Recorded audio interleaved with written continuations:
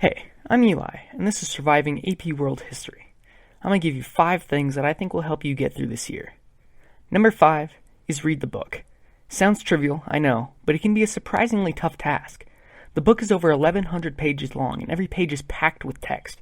But if you sit down and focus, the information is extremely valuable and will be way more in-depth than some random website.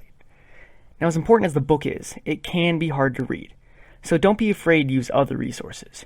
YouTube channels like Heimler's History and Crash Course are the caulk to seal the information and concepts that you might have had trouble with when using the book. Now, don't replace the book with these other resources because the book is a far more viable place to get your info to get through the exam. Speaking of the exam, it's not just a trivia quiz. It's not going to test that you can think, but instead the way that you do it. So get used to thinking in a more elaborate way. Try to tie events and concepts and ideas together to make a coherent timeline in your head that you can use to not only answer if something happened, but why, how, and why it's important. Now, being able to think like that is great, but it takes practice to do under stress and a time limit. Eventually, you'll be an AP god worshipped and feared by the education system.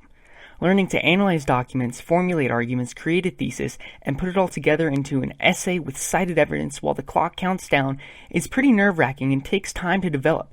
So be patient with yourself, but don't take it too easy. Remember that they are trying to make this as hard as they can. Now, all the things that I've listed are important. Use them as well as you can, but don't forget your number one priority. If you're hungry, grab a snack. If you're thirsty, get a drink. If you're tired, take a nap. If you're overwhelmed, take a walk. It's not the end of the world if something does not go as planned, and none of this is worth too much of your mental health. As hard as it may be, make an effort to keep your chin up and show these stupid test writers who's boss. Overall, this is going to be an exciting, stressful, jam-packed year, and I hope that you do well. Try your best. You got this.